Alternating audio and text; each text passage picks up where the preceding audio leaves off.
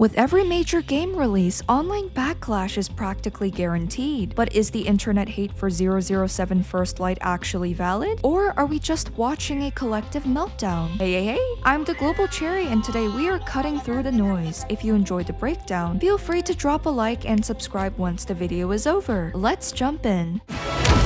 What about the girl? A means to an end. That's an interesting pickup line. Whatever his endgame is, we won't see it coming.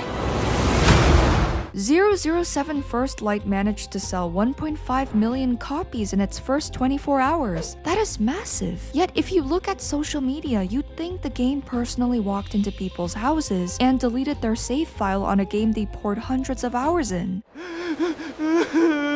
From what I've seen, the gaming community has split into 3 distinct groups. First, you have the normal consumers who check the price, watch some gameplay, and decide if it's worth their cash. Then you have the hyper-defensive gamers. These guys have been burned by so many greedy publishers that they treat the entire industry like a toxic ex they can't escape. I get it, the trauma is real. And finally, you have the engagement farmers who actively pray for a game's downfall just for those sweet hate clicks. So why is that loud corner of the internet upset? A lot of the pre-launch crash out came from people terrified that a woke agenda was being forced down their throats because M is a dark-skinned woman. Look, if someone genuinely loses their mind over a woman giving Bond orders, man, I didn't think MI6 started handing out a license to cry instead of a license to kill. It's not a personal attack on you, agent. M and Moneypenny have been gender swapped in the movies before. Judi Dench ring a bell? But I didn't see anyone crying about it back then. Then we have people terrified of the word trans world found in the game.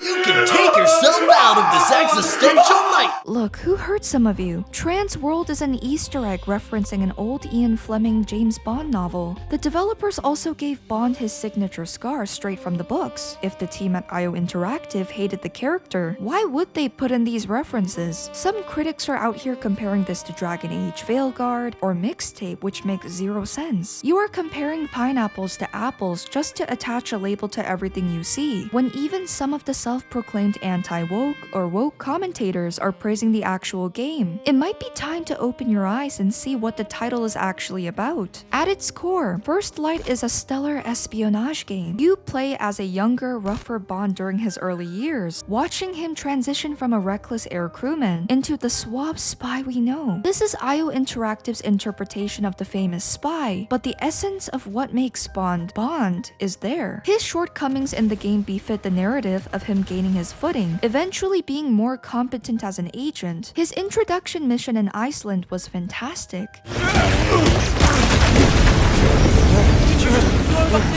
Even with the odds stacked against him, he is determined to save lives. That does not sound like a soy boy, whom people tend to claim he is. Because he is younger, he is more humanized and flawed. He is absolutely still James Bond to me, as someone who appreciates the movies. He is charming, he is charismatic, and despite weird online claims that the female characters were made ugly, the women in this game look gorgeous. I seriously want to know what planet some reviewers are living on, because the character models are stunning. Because you're pretty and you're smart and you're ignoring me, so you're obviously my type.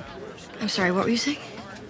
Perfect. I'm surprised the guy from Dexter was playing as Bond, but he pulled it off and I liked Bond's character more. Classic Bond aspects are all there. He still goes rogue when his superiors try to bench him, but he completely carries the missions. If he had listened to Greenway, M, or his fellow agent Cressida at the hotel, a lot of people would be dead because he wouldn't have spotted one of the bombs from the lovely view of the parking lot while under the disguise as a chauffeur. A PC Gamer article upset a number of readers by talking about how Bond has been updated to not be a sexist dinosaur. That was a quote from one of the movies, but since when did you let gaming journalists dictate your reality? What I noticed is that a lot of folks claim to hate journalists, but they let their headlines dictate their entire mood. Also, let's think about it carefully. IO Interactive, the way I see it, has aimed to be neutral, and their focus was on creating a game based on a character that is beloved by fans. That won't stop outlets like PC Gamer from framing it their way. Your you're barking up the wrong tree. Bond absolutely still embodies masculinity. It is just that masculinity has never been one-dimensional for years. It does not always have to be an all-muscle dude who never shows emotion. Look at how people misjudged Kratos in God of War. We watched his entire life journey to understand why he became a protective father, but he got slapped instead with a chud label. And if you don't like this Bond's personality, then guess what? This is a video game, not a movie after all. You can play exactly how you want your ideal Bond to act. I found the atmosphere to be immaculate, the dialogue to have witty, natural, uncharted flavor, and the gadgets to be incredibly fun to use. In Q Branch, you get to select your gear before a mission using a hacking watch, trap mines, a smoke bomb, or a laser wrist strap that our dear friend Arthur consented to be experimented with. It has the DNA and magical touch of Hitman because IO Interactive made both games, but this is not a lazy Hitman reskin. Agent 47 is a blank slate, but you get to drive his missions your way. But despite First Light being a tight narrative-driven adventure, the missions are highly open-ended. In a club, I made a bouncer sick with a toxin just to slip into the VIP lounge and hack a target's phone. In another, when Bond sneaks into an estate, I bluffed my way inside like a scammer claiming to be from Microsoft. All right.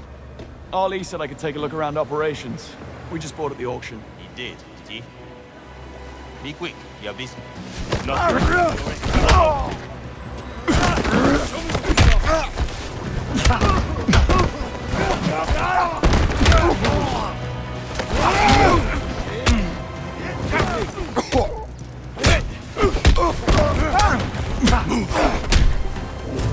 But not everyone is going to buy what I'm selling in a mission, because the game has watchers. I didn't even know until later that you could steal a press badge to walk right through the front door. You can be your own rendition of Bond, cunning, charismatic, or straight up aggressive. That man can get away with anything, and so can you. The gameplay lets you live your own power fantasy. You get the car chases, you get an intense plane fight, where you can hack the aircraft to force turbulence and watch bad guys fly. The hand-to-hand combat relies on satisfying parries, dodges, quick-time events, and environmental interactions like throwing bottles, distracting enemies by turning on their devices, or blinding them. You're not coming this way. Of course.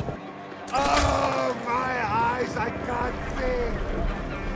You can even throw an empty pistol at an enemy's face when you run out of bullets. Tell me right now that this isn't peak. I've never felt so smooth in an espionage game until now, even though I probably wouldn't be in real life. Now, to be real, the game isn't flawless. You can't hide bodies, which is a bit weird for a spy game. The enemy AI can also be easily manipulated at times, though honestly, that is a universal problem in gaming right now. And then there's the price tag. Games are more expensive than before, so if you are on a budget, there is no shame in waiting for a sale. There is also the fact that your progression is tied to the IOI servers because you have to wait for a day 1 patch to progress past the prologue. It may be a bit annoying to some, but let's keep perspective. We live in an era where Call of Duty forces massive downloads just for a short campaign with mostly live service, or where people download huge gigabytes just to play Genshin Impact. We can wait a few minutes for a patch to enjoy a great 15 to 20 hour story. Ultimately, First Light is receiving great reception on Steam for a reason. If you treat this like a tight cinematic action James Bond adventure with a brilliant atmosphere rather than a pure Hitman clone, you will have a blast. To everyone who feels burned by the gaming industry lately, I get it. We have been let down a lot by corporate greed, and it makes it easy to become cynical. But if we shut our eyes and block out every single release based on internet noise, the only people who actually lose are us. We miss out on genuinely great experiences. So, evaluate a game based on what is actually there, not what a tweet tells you to feel. I like Uncharted 4 because of the story, how much Nate cherishes his brother and those he cares about, the action scenes, the dialogue, the puzzles, and more. I like Crimson Desert because I get to live my fantasy the way I want. I like Hitman because I get to drive an assassination how I'd like. And both of those games aren't as story-focused. A game you won't expect to like will stick with you if given the chance. The people who don't even play games and just post for outrage engagement aren't doing anyone any favors, including you. Having a bitter reaction to a development team celebrating their success just sounds like a miserable way to live. First Light is a fire spy fantasy, and it is well worth your time, in my opinion. What are your thoughts on 007 First Light? Did you give it a chance, or are you waiting for a price drop? Let me know in the comments below. That is all for today. Thank you so much for watching, and I will see you guys in the next one. Bye bye!